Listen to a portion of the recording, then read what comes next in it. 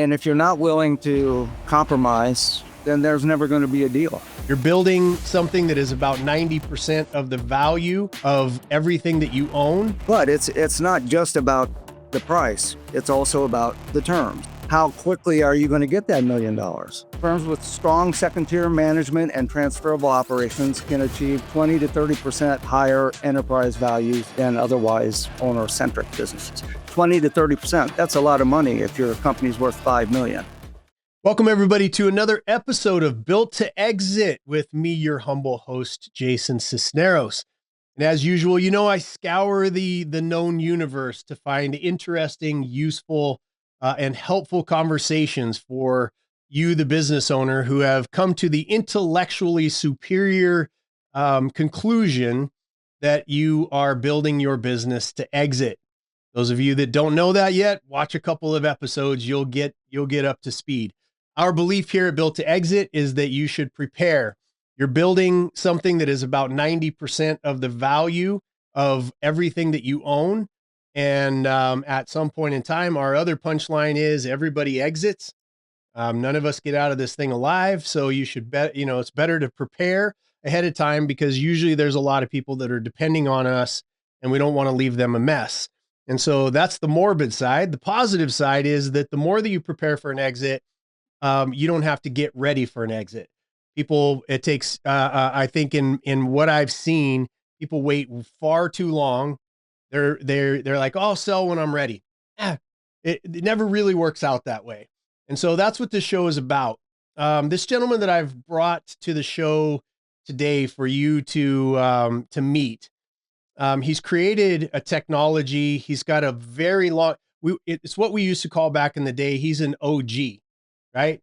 Used to mean original gangster, but he is an OG in the business space, business valuation, and incredibly knowledgeable, writes white papers, and has driven, I think, the valuation industry to a higher level.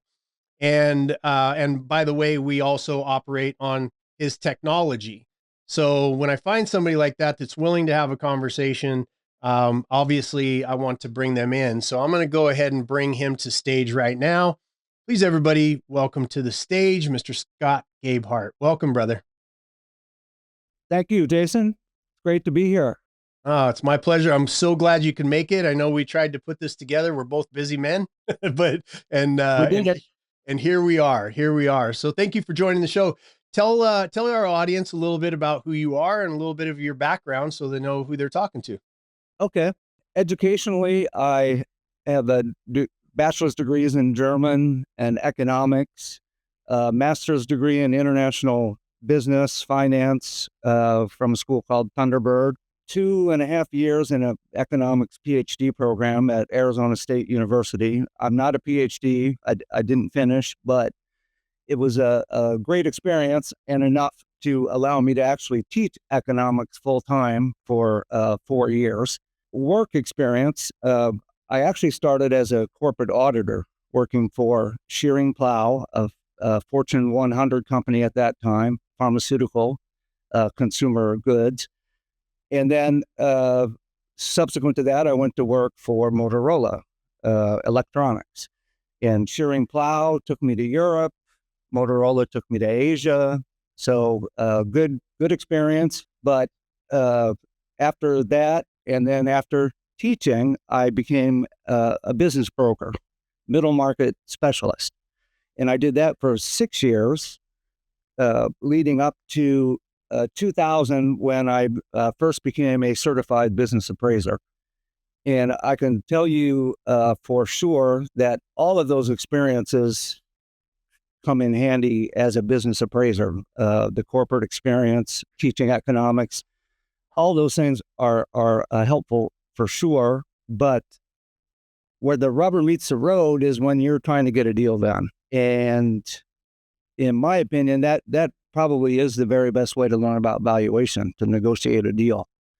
And you see firsthand that there are literally dozens and dozens of terms and conditions, warranties, representations, indemnifications that have to be agreed upon. And through that process, you can better appreciate what a multiple of 5 means, in the real world, so to speak. Yeah. So then in 2010, Mike Carter, the co-founder of BizEquity, he considers me a co-founder as well, called me in, and we started this online business valuation firm that has come a long way since 2010, to the point now where we're literally catering to at least a handful of the top 5 RIAs, wealth advisory firms, and top 5 insurance companies, and a number of large banks as well. So we cater primarily to advisors who then provide services to business owners.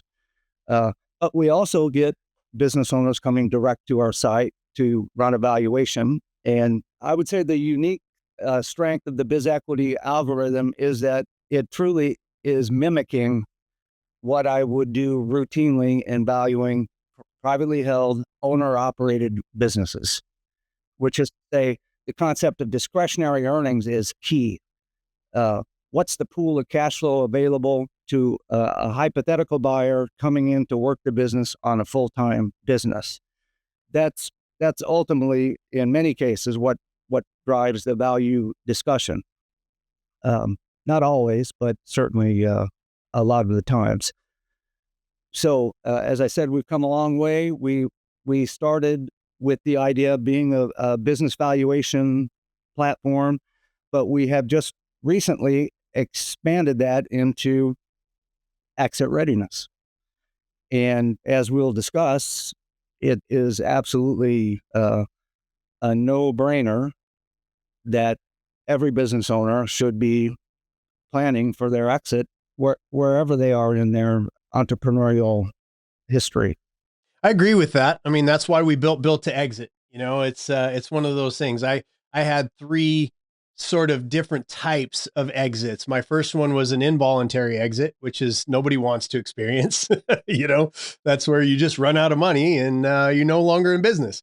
Those are painful, right? And then secondarily, I was like, okay, I learned some things along the way, and then I was able to put myself in a position where somebody wanted to buy my business. Well, I was an expert at what I did, which there's, you know, ignorance, impatience, arrogance, and wrong team. Those are the 4 biggest indicators of somebody who's not prepared for an exit. I had all 4 of those going for me. And so you Bummer. sit down Bummer. across, yeah, it is a bummer. And I call that a dictated exit because I sit down across from somebody like you who knows what you're doing. Right. And the more arrogant, ignorant, impatient, and wrong team I have, the less I'm going to get for my asset if the sale ever goes through. And so that was my dictated. Then I learned a lesson after that because I don't like getting beat. Right. And they beat me. They whipped Yeah. me. Like they Yeah. they kicked my tail. But in doing so, I reached out to them afterwards and I said, hey, you guys you just crushed me. And I know you did. It took me 3 years to get my money. I got probably half of what I should have. I had to jump back in 2 or 3 times to make sure that I was going to get paid all my payout. All of the mistakes that you could make, I made. So, but I called them afterwards and I said, look, I know you guys just whooped me here. Can you teach me why? Teach me how, you know? And so these 3 guys that had come together, they taught me the game. And so I then formulated my next phase of my business career around the idea of custom tailoring my exit. And so that's really what we're talking about here is, in your terms, exit readiness. Yeah. And in everything that you say and everything that I've read from you and every, public place that you've been able to go to, you say that exit readiness is the single biggest value driver that most owners, and even most advisors, right? Because there's a ton of advisors in this space that are not really up to date on this stuff. But why do you say that exit readiness is the single biggest value driver? Well, I say it's the single largest potential value driver due to the fact that there are so many owners who ignore it. It's the idea of leaving money on the table, the value gap. There is so much to be gained by a proactive management experience that is geared towards, very simply, ultimately maximizing the value of the business, as well as its transferability or the liquidity. So there's really two parts. There's maximizing value and then optimizing whatever that ultimate transfer is. And there are a lot of different possibilities in terms of those exits, each with their own pros and cons, but that all needs to be fleshed out and in advance. Yeah. 3 to 5 years in advance, ideally, or you could say at a minimum.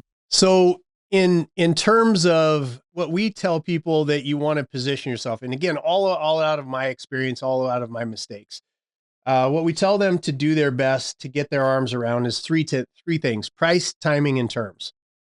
You want to be in control as much as humanly possible. Now you add your exit readiness in there to that conversation.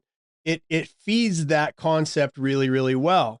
Because if you're going to control any aspect of your business, your profit margins, the longevity of your staff, the turn and churn of your customer base, all of that takes thinking, adjusting, and intellect.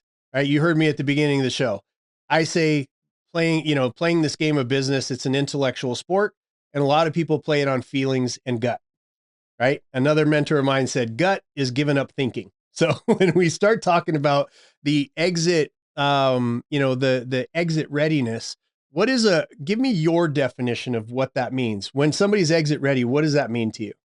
Well, being exit ready means that you have taken all of these steps ahead of time to do what I just described, maximize business value. And that is a multifaceted, multi-year plan, essentially, to maximize cash flow and minimize risk, if you want to cut it down to the basics, while at the same time planning for not just your desired exit, but unexpected exits. The 5D: death, divorce, you get the idea. D's, yeah. Disability. Yeah. Disagreements, all of the disagreements. Yep. So to me, I've always been kind of shocked by how few business owners know what their company's worth and or have an actual exit plan. But that's changing. It's definitely changing. And it's changing right along with the growth and the explosion of the number of exit planners that are out there. Like SEPA, the SEPA designation, there were like 130 of them or 60 of them 10 years ago, and now there's over 600. Yeah. And that's just that one group. And there are a lot of advisors of all different types who are kind of presenting themselves as exit planners. Yeah. To varying degrees. I agree with that. I had the founder of SEPA and the owners of it, right? One of them on my show the other day, and it was a fascinating conversation, to your point. And there's, to your point, there's a lot of people who understand that they need to get ready. That's our whole mission. We have a business to help prep companies for sale. And I do this show to exit. Yeah, it's built to exit. It's in the title. It's in the title. And I do that, and I do this show, and I bring a lot of people on that people go, oh, why are you're competitors with it? I'm not. What I'm trying to do is to say there's going to be 6 million businesses that are going to change hands over the next 10 years. Right. And I want to get into some stats that I read in your white paper here in a second. And what I'm trying to do is say my family is business owners. My wife and I are still business owners. I was able to have a very nice exit myself back in 2019. I love this community, and there's been an explosion of people who call themselves exit advisors that I bring people on this show that you should listen to, and maybe you do business with them over me, or you do business with us, or do both business with both. In our instance, you do business with both because we utilize your tool, right? Yeah. And so I really do appreciate the white paper was, I get a lot of people that send me white papers. I read yours 3 times. It is nice. Very, very well written. It's loaded with content. And what were some of the industry stats that were in there that blew your mind? Well, let me go to page 8 in the report, which I assume everybody will get a copy of this. They will. All they have to do is just put in white paper, and we'll make sure that we get this report to you. Yeah, in the comments. So the big picture is just what you described, that over the next 10 years, there's going to be this dramatic transfer of wealth. But interestingly, it's not just baby boomers. We've all kind of been conditioned to think that, it's the baby boomer transition.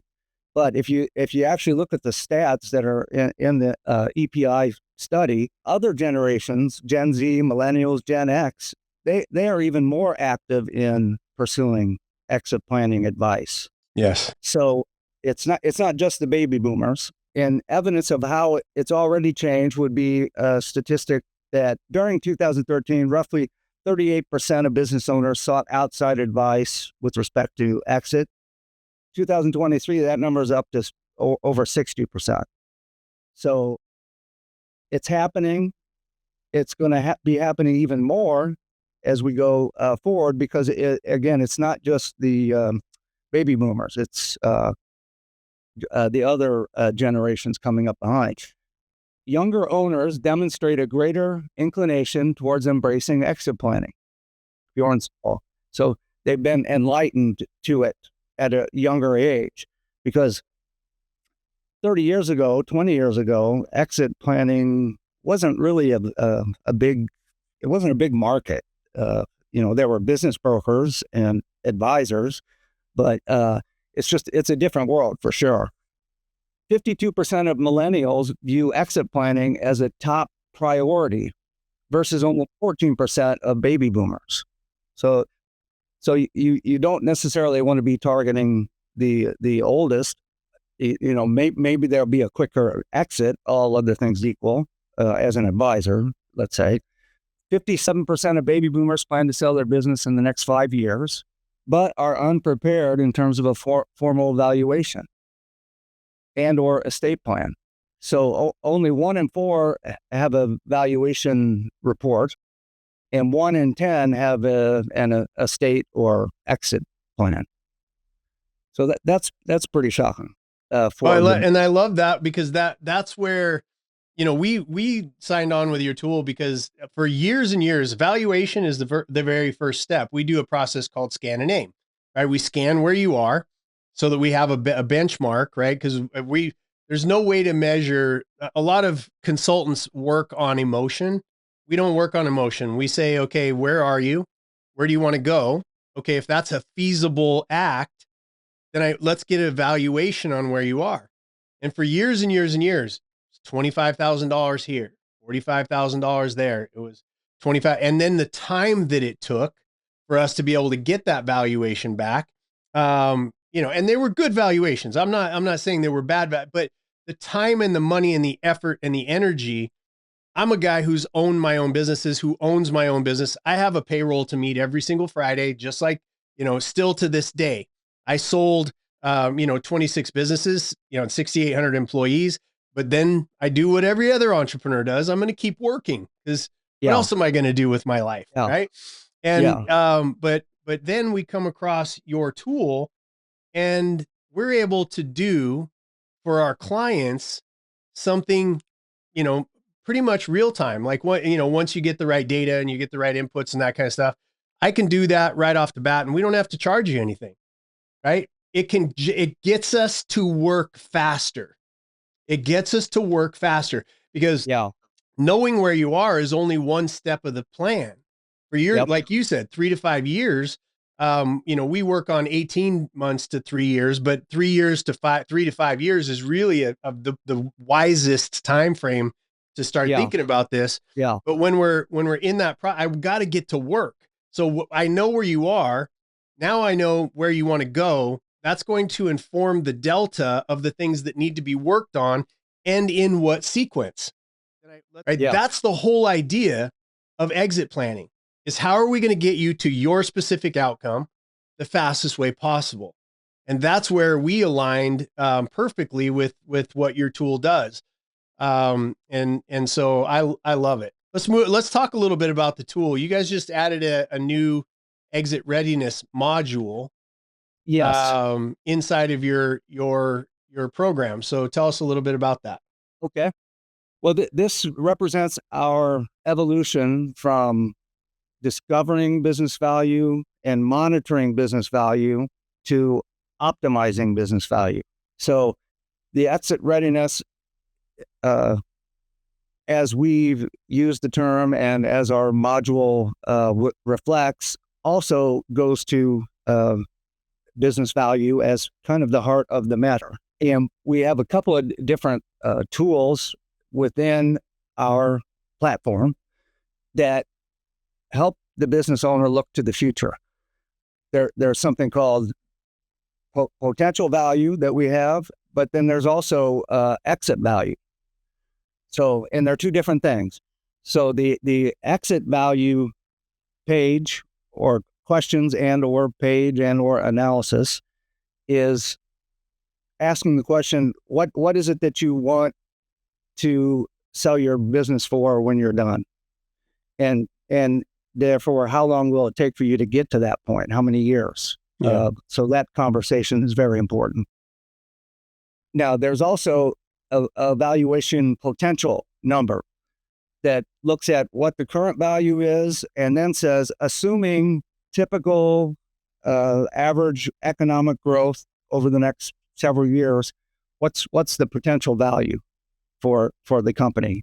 It's based on assumed typical GDP growth, basic financial and operational improvements that improve cash flow, with the bottom line being that basically if you can grow your revenue by 5%, 5%, 5% over 3 years, 15%, that's going to increase the value of the business by 25% or more. And our exit readiness tool is prepared such that the lower your score, like you're not ready for exit, the greater that potential value is. So the less planning you've done to date, the more of an upside you have. That's right. And that's most everybody. That's most everybody, you know? Yes, that's right. That's where that tool comes in really handy. And that, like I said, we got the tool just so that we could add value to our customers. You know, anybody that calls us and says, hey, we'll have a conversation with them just over the phone, and we'll get this information for no charge, because that helps inform how much help you need. And if it's not us, we have people that we can shoot you off to. If it's us, then we'll help you. If it's, because again, my passion is for the business owner. My passion is for somebody who, if you break down the psychology, the work, the blood, the sweat, the tears, you own your own company. The amount of work that goes into building a successful company, you can't explain that to people who are not running a company. No, you can't explain it to them, because there's sacrifice, spending time away from your kids and your wife or your husband. And there's the constant impending costs. Yeah. There's the constant impending, threat of doom and going out of business. There's all of these things. So that's why we align so much with you. I know that you have the best interest in minds of the business owners. You have a great tool. It aligns with what we do. And I really am appreciative of the work that you guys have put in. It linked in perfectly for what we do for our clients. So I'm really appreciative of that. Let's jump into a little bit of tactical on your side. The 3 biggest value drivers. You talk about 3 big value drivers advisors should obsess over, which means that the 3 ones that a business owner should obsess over. And you call it, you call it revenue quality, management independence, and scalable profitability. Give us that playbook. To me, it seems simple, straightforward, and obvious, but it obviously isn't to everybody, who especially business owners who are, worried about meeting payroll and just keeping their business afloat. But at the end of it all, it really comes down to risk and growth. You want to minimize risk and maximize growth. I mean, that's kind of, in a nutshell, where you want to head with your exit plan. And quite possibly the single most impactful change revolves around management independence and having a solid management team that is capable of running the business while you, the owner, are out of pocket for 6 months. The more stable that outcome is, the more transferable the cash flows are. It's just that simple. It's not solely about how much money you're putting in your pocket, but how much money can you transfer to some other owner's pocket who may or may not be working full time.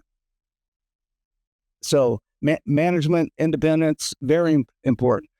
Buyers and lenders place a premium on companies that have a capable management team and documented systems that allow operations to continue smoothly after ownership changes. EPI has found that firms with strong second-tier management and transferable operations can achieve 20 to 30% higher enterprise values than otherwise owner-centric businesses. 20 to 30%, that's a lot of money if your company's worth $5 million. A lot of money. A lot of money, and it's worth taking 3 to 5 years to build that structure and take advantage. Now, revenue quality, in a sense, comes down to maximizing recurring revenue and minimizing the concentration of revenue in any one customer. So basically, reducing the riskiness attached to those expected future cash flows that will accrue to the ownership by diversifying the customer base and or increasing the percentage of revenue that's recurring that you can count on into the future. And then scalable profitability, that's essentially growth. Buyers pay higher multiples for companies that combine strong margins with clear opportunities to grow revenue without proportional increases in cost.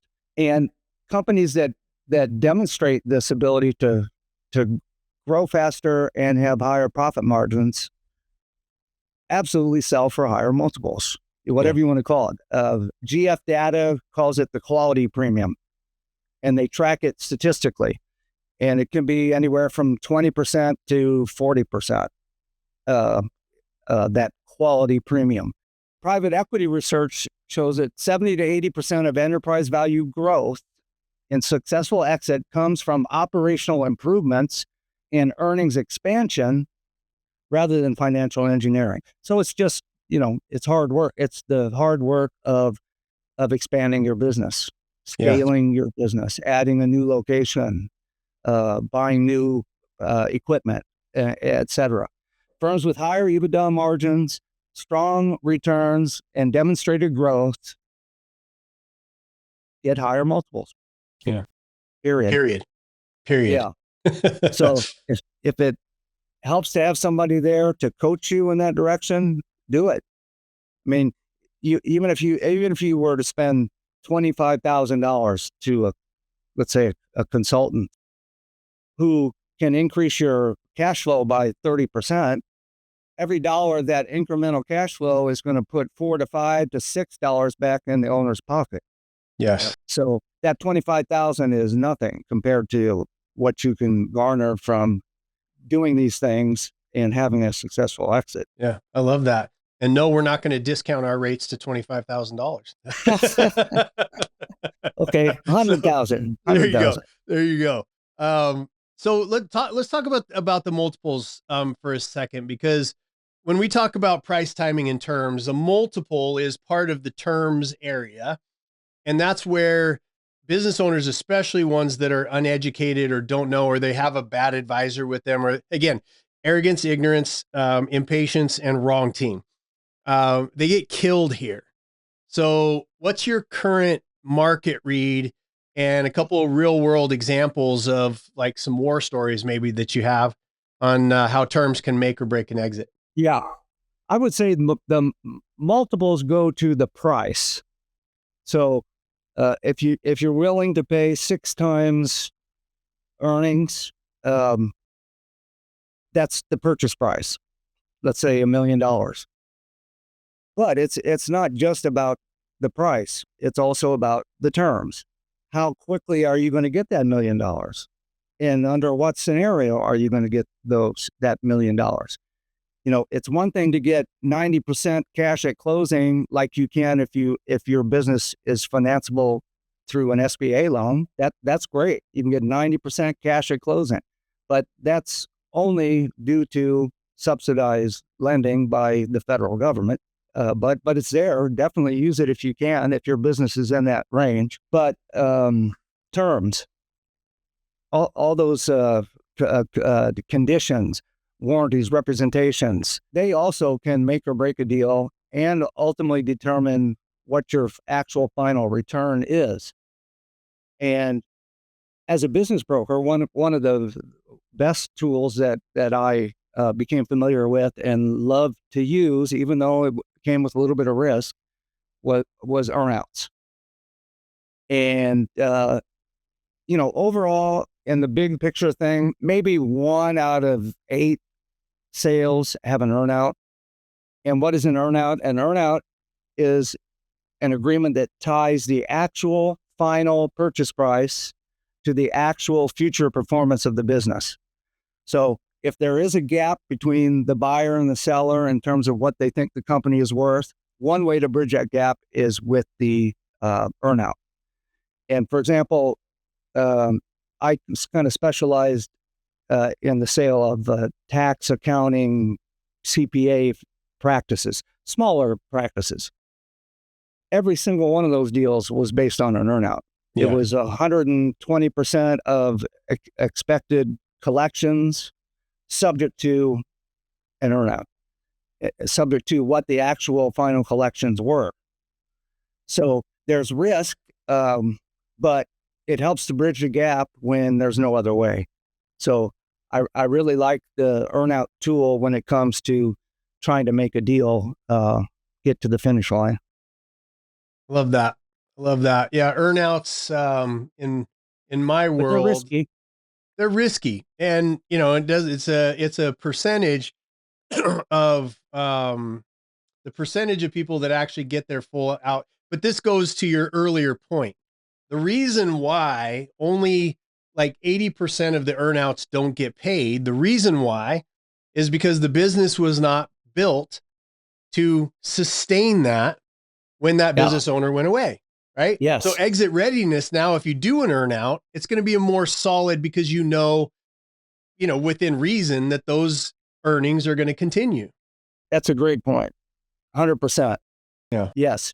The risk of an earnout, no doubt, would decline if all of these other traits or factors were considered and implemented over a 3 to 5 year period. 100%. Yeah, that's good. Well, one of the things that you said that I agree with wholeheartedly, I can't wait to see what you're going to say, but you mentioned emotional readiness, right? And it's not this goes beyond the numbers. This goes beyond all that. I tell people all the time, yes, we're going to prepare your business for exit, but more importantly, I'm going to prepare you to at least be a junior M&A expert, because you have to know the game. It's not roofing. It's not HVAC. It's not car washes. It's not, it's not whatever it is that you happen to be an expert about and have gained some, understandable, incredible ego. You're going into a whole other game, and it's called mergers and acquisitions. It's an M&A game. Yes. So when you talk about the emotions, one of the emotions that comes up, and I want to hear what you have to say, one of the emotions that comes up is arrogance, right? Arrogance, ignorance, impatience, wrong team. And if you're getting ready for a sale, if any of those are present, it's going to cause an issue. So tell me what your take is on the emotional readiness. What do they need to do to prepare? Well, I think the answer comes back to what we're kind of promoting generally, and that is to have executed a plan. And that plan, if effectively implemented, should reduce any emotional stress. In other words, by the time you get to that point of exiting, you should know what amount of money you think you're going to take away and what are you going to do with it afterwards. because, as you know, you can become very attached to a business, and selling it and walking away can leave a vacuum, and they need to prepare for that as much as anything else. What are they going to do afterwards? But I think clearly by implementing an effective plan, you're going to minimize that emotional strain. That's just a side benefit. I heard it from someone wiser than me that said, when you're thinking about an exit, you think about 6 months after you've sold, and you're sitting there on a Tuesday with your spouse, looking at each other in the eye, right? Again, Again, what are you going to be doing, right? If you're not prepared for that answer, then there's a lot of things that go in, because it's about being prepared, yes, but then what are you preparing for? That battle that you're about to have with the buyer of your business, and it is a battle, and they are trying to win, right? And so understanding that you want to get everything out of the way that is controllable on your side. And this emotional thing that you're talking about is one of the biggest things that you could get out of the way. Because I've seen so many people sitting at the final thing, and they go out to dinner and they have a little bit too much tequila and they blow the deal, right? Or they subconsciously or unconsciously, they feel I'm not going to be needed anymore. And so they tank the deal unconsciously, right? This emotional positioning that you talk about is so crucial for people to think about. What are you going to do next? Yeah. Josie, I think in terms of preparing, you just have to be, you need to be prepared for the fact that you're not going to get everything you want. And if you're not willing to compromise, then there's never going to be a deal. It's as simple as that. Amen. Just common sense, I suppose, but that's the reality. Coming from a man who's seen a ton of them, right? Yeah. You gotta be, if there's no flexibility at all, then everybody's just wasting their time. Yeah. I got a couple more conversations or questions for you. And one of them is, what is the single biggest mistake that owners make when it comes to exit planning? That's simple. They don't. I mean, that's obvious in the statistics. There's a good portion of business owners that aren't taking it seriously for what reason, I'm not exactly sure, other than they're just too busy keeping their business afloat than to step back and invest in the future.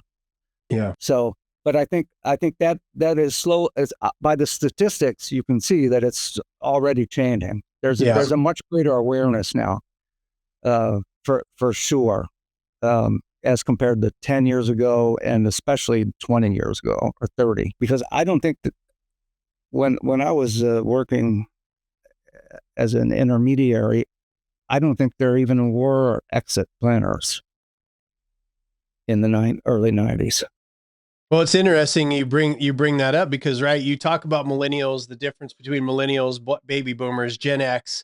Baby boomers, really, there was a value during that generation for longevity, right? And the quality of the business was based on how long had you been in business, right? Am I going to pass this over to my kids, right? And so the thought of exiting really was, hey, I'm going to live forever. Everybody has that unmitigated falsehood in their brain. Yeah. And then my kids are going to take over. Well, they're all finding out their kids don't want to have anything to do with the thing that took them away from them for most of their childhood. Yeah. Yes.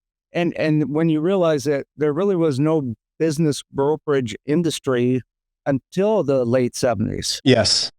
When VR business brokers came along, and then kind of grew from there, Sunbelt. So yeah, I mean, the business valuation and exit paradigm has changed markedly, going back to the 70s until now. Which right around that time was when the first private equity firm got in there, because it's such a good value. Yes. Right. And that's when they started. So that, I think they they tickled each other along the way. Yes, they did. Yeah. Good. What is one thing that a business owner should do to move the needle between now and, let's say, I guess we'd be going into the fourth quarter, right? So third quarter. What should they do Yeah, between now and the next quarter? find a good exit planner if they haven't. And among your listeners, what percent do you think are already working with an exit planner? If you had to guess. That's a great question. I would say that probably my audience are just coming to the conclusion that they need to be having this exit conversation. And obviously we present ourselves as the solution to the exit planning for them. But I would say probably 15 to 20%. So they're all hearing the right exact message at exactly the right time. Yeah. And of that 15 to 20%, do you believe that they already have buy-sell agreements? No. I think that the challenge, again, that I've run into in the marketplace, I'll tell you the biggest challenge is that you have people that read a book about how to exit a business and they're putting on weekend events, and then business owners, or not even business owners, people who want to buy businesses are going to learn how to buy businesses. And then they come out and they were working at McDonald's, no shade on McDonald's, but they were working at McDonald's, but now all of a sudden they're an acquisition expert. And I see that as a massive problem because in LinkedIn, which, we want people to follow you on, but in LinkedIn, you get these messages. I want to buy your business. I want to buy your business. And that's typically somebody who's running a script from a weekend event that they just went to. Right. And so I see a lot of people that are wasting time because all of a sudden, oh, maybe my business is sellable. And they go down this path with somebody. I say 2 questions and you tell me if you agree with this. Due diligence saves lives. That's number 1. But the 2 questions are, do you have the money to pay for my business? Number 1. Number 2, do you know how to run a business? Right. And if the answer is no to either one of those, then you should not be talking to that person as an acquisition serious conversation. Do you agree with that? From the seller's perspective. Correct. All other things equal, absolutely. Yeah. I mean, it gets back to the idea of wasting time. Yeah. If they don't have the money, and believe me, we call them looky-loos, other names as well. Like people have reputations of looking to buy a business for the last 10 years. Right. But that's another story. But yeah, absolutely. Yeah. 93% of the businesses that get put on biz buy sell don't sell. That's a huge indicator. Do you mean biz buy don't sell? Yeah. Biz buy don't sell. Oh my God. I didn't know that it was that high. It's 93%. And that it's not just on business. I use them because they just publish that number themselves. Right. Well, and those businesses probably are predominantly very small and represented by brokers who don't know what they're doing. Right? Yeah. So you're right. You have to do some due diligence when you have a business that you've built that is substantial enough to have built at least $500,000 in EBITDA. Then now you want to be right team, not ignorance, arrogance, impatience, and wrong team. You want right team, right information. Yes. That's why I brought you on the show, brother. And you've given us a wealth of information. And I think everybody will reach out for your white paper. Just again, if you get a chance after this show, put white paper in the comments and we'll make sure that we get you a copy of it. It's very, very much worth the read. So last parting shot from you to the audience. What is your best piece of advice for them as they're building their business and wanting to exit their company? Well, I don't want to sound like a broken record, but plan ahead. Yeah. Pure and simple.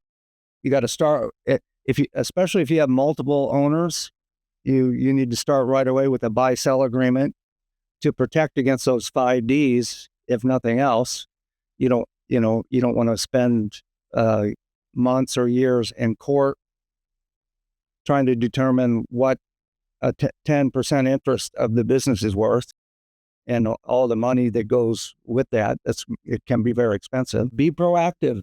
Start reading, listening to Jason and other reputable speakers, and look to the future. Plan ahead now, and don't wait until you regret it.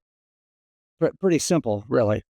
I love that. Great advice. Scott, thank you so much for joining us. Everybody, please follow Scott. Go to LinkedIn. Incredibly intelligent. When we talk about playing a game of intellect, this is one of the men that you want to listen to. He's a very smart man, been at this game for a very, very long time, and has a wonderful reputation, a great company. Like I said, to experience his company, we put this out all the time. Call us up. We'll give you a free valuation conversation about your business. That's how him and I are connected. And I was super excited to be able to get you on the show. So thank you so much for being here. I appreciate you very much. Thank you, Jason. It was my privilege, and I hope that all of the listeners today follow through and do what they need to do to have a proper exit. Yep, I agree. Yeah. All right.